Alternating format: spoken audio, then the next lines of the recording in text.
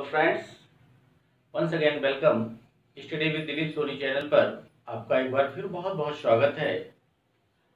मित्रों, आज एक और महत्वपूर्ण टॉपिक के साथ जो भारत ही नहीं विश्व के अनेक देशों के आर्थिक और राजनीतिक विषय की चर्चा का एक मुख्य विषय बना हुआ है और उससे संबंधित विषय पर आज हम चर्चा करेंगे, जिसका नाम है सोशलिस्ट, लिबरलिज्म एंड कैपिटलिज्म। मित्रों, भारत की जो अर्थव्यवस्था है वर्तमान विश्व की अर्थव्यवस्था के सापेक्ष निरंतरता के साथ परिवर्तित हो रहा है। इसको हम कहेंगे लिबरलिज्म, समाजवादी, सोशलिज्म, लिबरलिज्म उदारवादी एवं पूंजीवादी, कैपिटलिज्म पूंजीवादी।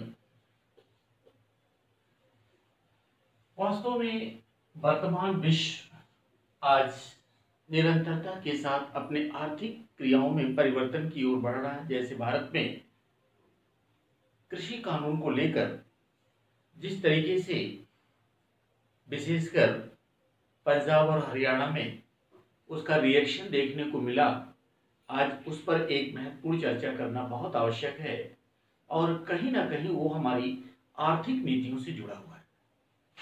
तो इस कृषि कानून की जो जड़ें हैं वो कहीं ना कहीं हमारी आर्थिक नीतियों से, हमारी अर्थव्यवस्था से, इकोनॉमी से पूरी तरह जुड़ा हुआ है। भारत बहुत तेजी से अपनी राजनीतिक व्यवस्था की परिवर्तन की प्रक्रिया की ओर आगे बढ़ रहा है, लेकिन उसके साथ साथ भारत लगातार अपने आर्थिक नीतियों में भी परिवर्तन कर एक ओपन इकोनॉमी की ओर तेजी से बढ़ रहा है। मित्रों, जैसे कि आप जानते हैं कि एक लंबे संघर्ष के पश्चात, एक लंबे नेशनल मूवमेंट के पश्चात 15 अगस्त 1947 को भारत ब्रिटिश शासन सत्ता से स्वतंत्र हुआ और एक लंबे पराधीनता के पश्चात जब भारत स्वतंत्रता की ओर उन्मुख हुआ तो निश्चित रूप से यह आवश्यक है कि भारत अपने अर्थनीति का अपनी आवश्यकता और परिस्थिति के अनुसार निर्माण करे। लेकिन मित्रों, इतने लंबे पराधीनता ने भारत की राजनीतिक व्यवस्था को पूरी तरह डैमेज कर सकता था, जिससे सामाजिक, भौगोलिक, सांस्कृतिक या राजनीतिक प्रक्रियाएं भी बहुत हद तक बाधित थीं और इन सब में धार्मिक क्रियाओं को जिस तरीके से अंग्रेजों ने डिवाइड एंड रूल की प्रक्रिया पर आधारित किया, उससे भी हमारी अर्थव्यवस्था को बहुत बड़ी क्षति पहुंची।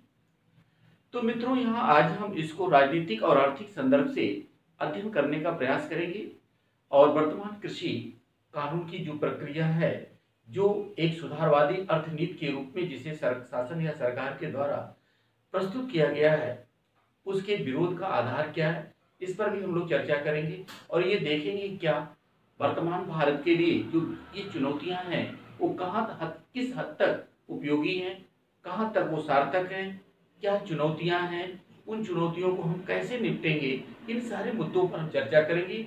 लेकिन आपसे एक निवेदन है कि जैसे कि आप लगातार आप इस वीडियो को जो स्नेह दे रहे हैं उसको बनाए रखते हुए आप अधिक से अधिक अपने मित्रों के बीच इसको शेयर अवश्य करें और आपको अगर वीडियो पसंद आता है तो जरूर सब्सक्राइब करें, लाइक करें। मित्रों, जैसा कि हमने कहा कि 15 अगस्त 1947 को एक लंबे पराधीनता के बाद भारत अपनी स्वतंत्रता प्राप्त की। इस स्वतंत्रता के पश्चात भारत के सम्मुख अनेक प्रकार की चुनौतियां थी, अनेक प्रकार की ज्वलन समस्याएं थी। उन समस्याओं में चाहे वो समस्याएं हमारी सामाजिक समस्याएं के रूप में हो, ये अनेकों प्रकार की समस्याएं थी और जिसका हमें सामना करना पड़ा। सामाजिक समस्याएं, राजनीतिक समस्याएं और निश्चित रूप से राजनीतिक समस्याओं ने आर्थिक समस्याओं का रूप धारण कर लिया। आर्थिक समस्याएं, हमारी भौगोलिक नीतियों को भी परिवर्तित करने का प्रयास किया गया। तो आप कह सकते हैं भौगोलिक समस्याएं, जिसके कारण से जम्मू कश्मीर को लेकर आज तक हमारा अपना ही पूर्ववर्ती क्षेत्र पाकिस्तान हम पर अनेकों प्रकार के आरोप प्रत्यारोप लगाता रहा है। भौगोलिक समस्याएं, हमारी सांस्कृतिक समस्याएं, हमारी अन्य समस्याएं।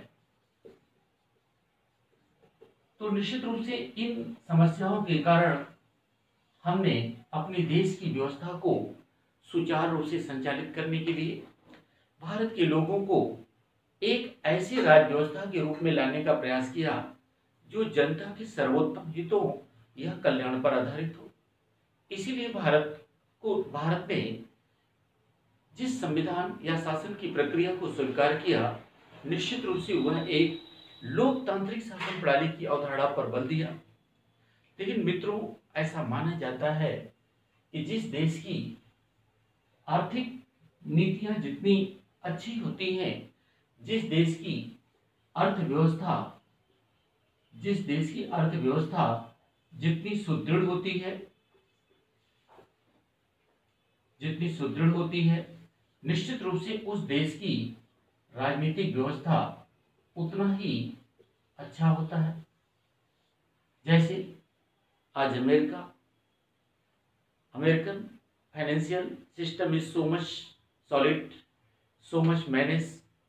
आज अमेरिकी अर्थव्यवस्था बहुत ही सुदृढ़ता के साथ मैनेज है, और यही कारण है कि अमेरिकी राजनीतिक प्रक्रिया का प्रभाव लगभग विश्व के सभी प्रकार के देशों पर है, चाहे वो डेवलप कंट्री हो या डेवलपिंग कंट्री। तो इसको हम भारत के संदर्भ में देखने का आज अध्ययन करने का प्रयास करेंगे, और हमें उम्मीद है कि आपको इससे समसामयिक घटनाओं की प्रक्रिया को भी जोड़ने का प्रयास किया जाएगा और बहुत अच्छी जानकारियां आपको प्राप्त होंगी। मित्रों, भारत ने स्वतंत्रता के पश्चात जिस अर्थनीति को अपनाने का प्रयास किया, निश्चित रूप से जो हमारी अर्थनीति थी वह सोशलिज्म के आधार पर काम कर रही थी। वह हमारी हमने सर्वप्रथम समाजवादी अर्थव्यवस्था को अपनाने का प्रयास किया। इस समाजवादी अर्थव्यवस्था के अंतर्गत अधिकतम नियंत्रण, अधिकतम कंट्रोलिंग शासन या सरकार के द्वारा होता है। मैक्सिमम प्रोडक्शन सरकार के नेतृत्व में होगा। वस्तुओं का मूल्य सरकार के द्वारा निर्धारित किया जाएगा। कल कारखाने, उद्योग धंधे मैक्सिमम सरकार के द्वारा होगा। तो निश्चित रूप से इसका एक कारण ये था कि स्वतंत्रता प्राप्ति के पश्चात सत्ता का नेतृत्व पंडित जवाहरलाल नेहरू के नेतृत्व में आया। और आप जानते हैं कि पंडित जवाहरलाल नेहरू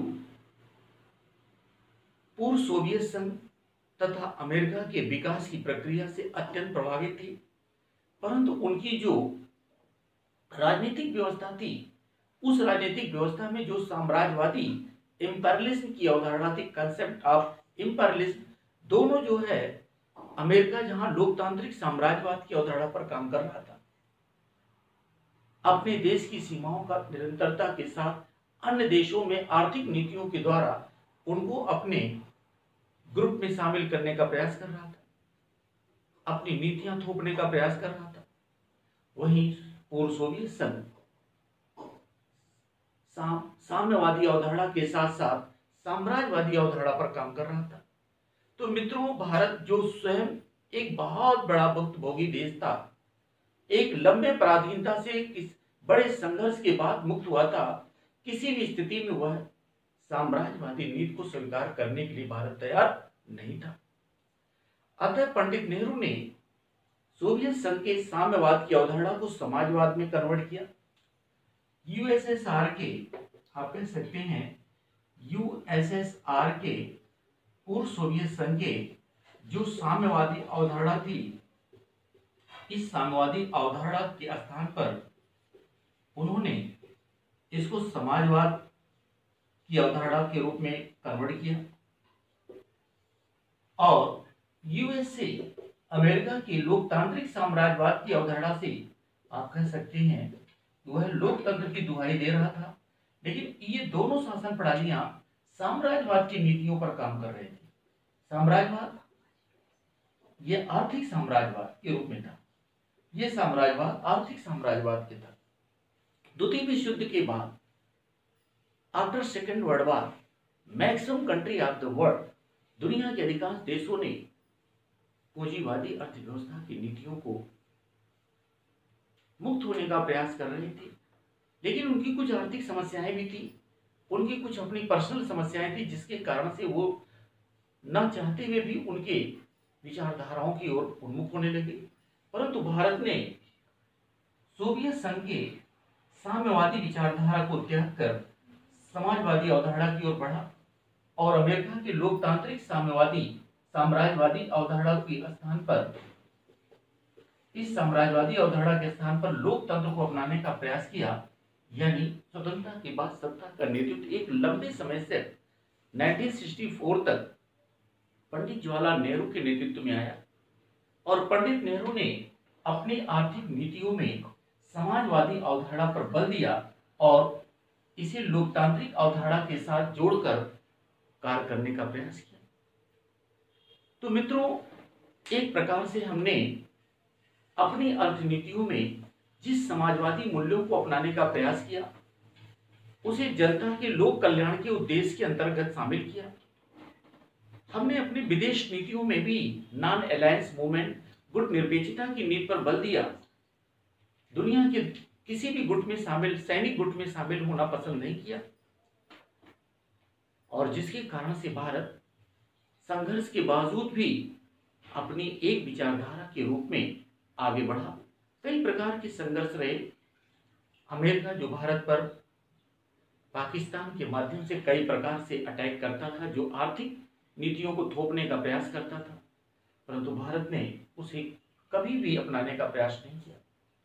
लेकिन वर्तमान विश्व की अर्थव्यवस्था में जब तेजी से परिवर्तन हो रहा था, कम्युनिकेशन सिस्टम को पूरे विश्व में तेजी से मॉडर्नाइजेशन की ओर बढ़ाया जा रहा था, संचार की व्यवस्था की तीव्रता से पूरा विश्व वर्ल्ड इज ए विलेज की तरह काम कर रहा था, विश्व एक गांव की अवधारणा के रूप में दिखाई दे रहा था।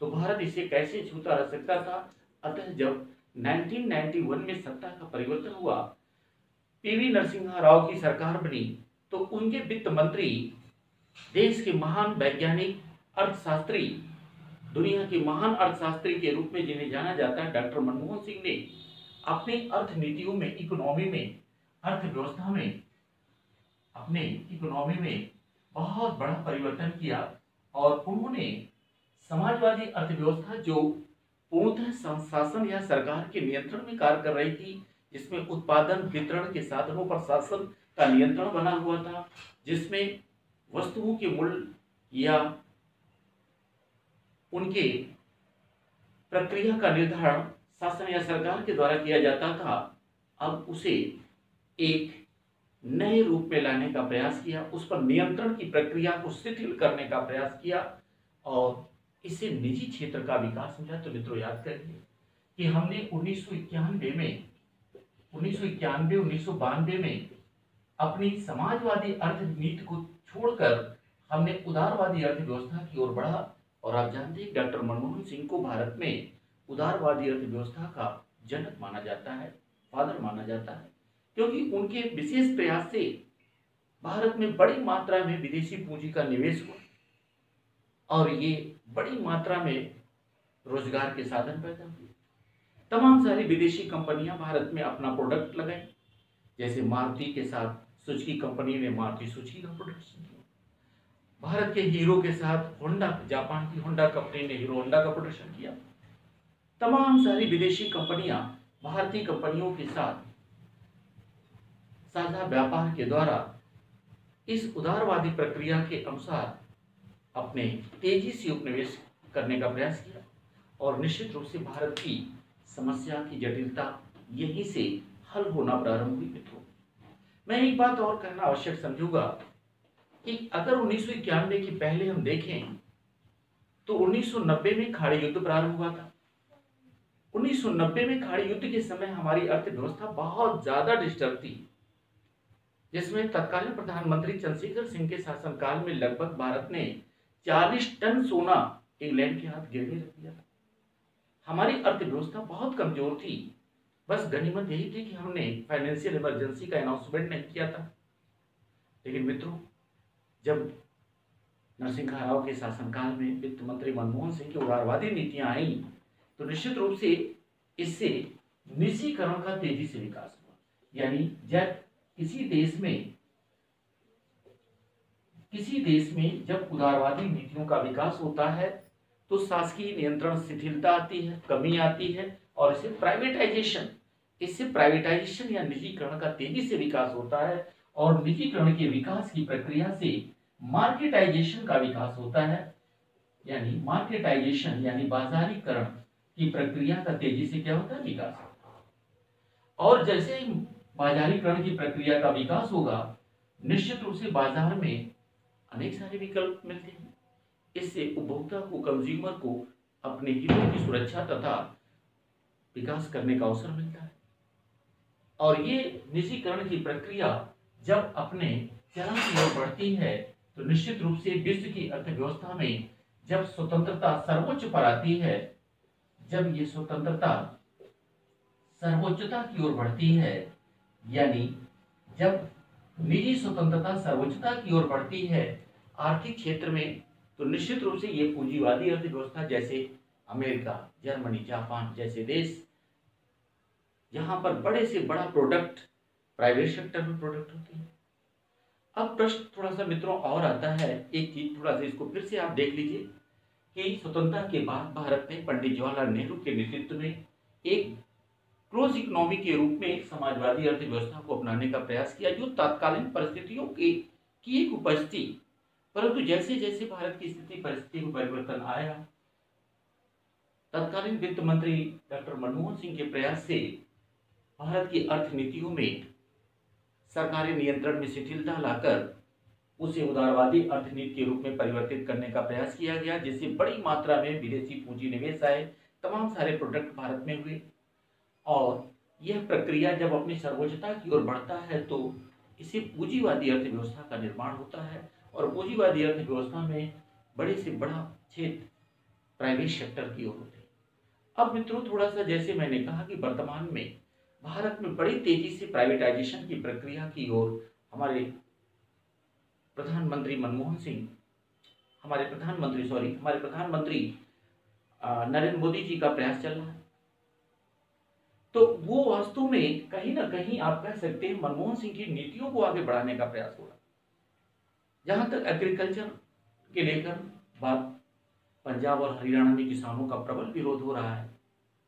आप देख सकते हैं कि क्या भारत में केवल 2 ही राज्य, आज भारत में 28 राज्य हैं, 9 केंद्र शासित क्षेत्र हैं, लेकिन 2 ही राज्य क्यों ऐसे? क्योंकि वहां बड़े बड़े फार्म हाउस हैं, उनको अपने प्रोडक्ट को, उनकी अपनी जमीन को, प्रॉपर्टी को किसी कारपोरेट को देने की आवश्यकता नहीं है, वो खुद सक्षम है। लेकिन ऐसे किसान जो कहीं ना कहीं कम जोत के आकार वाले हैं, उनको अपने खेती की सुरक्षा की जरूर चिंता होगी और उत्पादन की प्रक्रिया को अधिक से अधिक लाभ प्राप्त करने की जरूरी इच्छा होगी। तो मित्रों, इसका एक राजनीतिकरण जैसे जैसे किया जा रहा है वैसे वैसे समस्या बढ़ती जा रही है। लेकिन इसके व्यवहारिक परिप्रेक्ष्य को भी देखना होगा कि 70 सालों की पश्चात भी क्या कारण है कि किसानों की आर्थिक समस्या बनी हुई है। वे कौन से ऐसे कारण हैं? अगर परंपरागत कानून जो एमएसपी को लेकर चल रहा है, सरकार ने घोषणा किया एमएसपी बनी रहेगी, किसी की खेत नहीं छीनी जाएगी, तो मुझे लगता है कि जैसे कुछ दुराग्रहपूर्ण स्थितियां ऐसी हैं, यदि किसानों की कोई ऐसी प्रॉब्लम है तो शासन की तरफ से भी ये ऑफर आ रहा है, वे अपनी बातें शासन तक रखें, शासन उसे हल करने का भी प्रयास करेगा। लेकिन इसका राजनीतिकरण नहीं होना चाहिए, क्योंकि देश सर्वोच्च है और शासन को भी ये बात का प्रयास करना चाहिए, अगर किसानों की कोई मूलभूत समस्या है तो मिल बैठकर किसी भी प्रकार के दृढ़ता को छोड़कर उनके साथ लोकतांत्रिक शासन प्रक्रिया में सबको अपनी बात रखने का भी अधिकार है, और उनके साथ मिल बैठकर उस समस्या को हल भी करना चाहिए। उनको सेटिस्फाई करने की जिम्मेदारी सरकार की भी है। परंतु ये कहना कि हम सरकार से बात नहीं करेंगे, सरकार बात नहीं कर रही है, तो मित्रों कहा जाता है जिस देश और जो भारत एक ऐसा देश है जो गांव का देश है। भारत की आज भी अधिकांश जनसंख्या हमारे गांव में रहती है, 67-68% जनसंख्या गांव में रहती है। हमारी अर्थव्यवस्था का आधार एग्रीकल्चर एंड इट्स प्रोडक्ट है।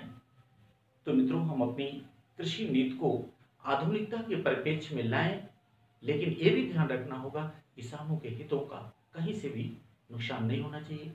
जो न्यूनतम समर्थन मूल्य है, सरकार निश्चित रूप से इसका अनाउंसमेंट एक पुनः संवैधानिक रूप में करे और जिससे किसानों का विश्वास भी हासिल हो, क्योंकि किसान हमारी अर्थनीति के रीढ़ है, हमारे अन्नदाता हैं, उनका सम्मान हमें करना होगा। लेकिन उनको भी ये सोचना होगा कि बदलती अर्थव्यवस्था के साथ अपनी स्थिति में आमूलचूल परिवर्तन कर उन्हें भी देश का एक सजग और विकासशील नागरिक बनना होगा। तो मित्रों आज का ये टॉपिक आपके लिए बहुत ही महत्वपूर्ण है और आप सभी लोगों को एक बार पुनः बहुत बहुत धन्यवाद देते हुए ये कहते हुए कि आप लोग इसको अधिक से अधिक शेयर करें, लाइक करें और अगर अच्छा लगे तो उसको निश्चित रूप से सब्सक्राइब कर लें। वे लोग जो नहीं किए हैं आपको थैंक यू सो मच।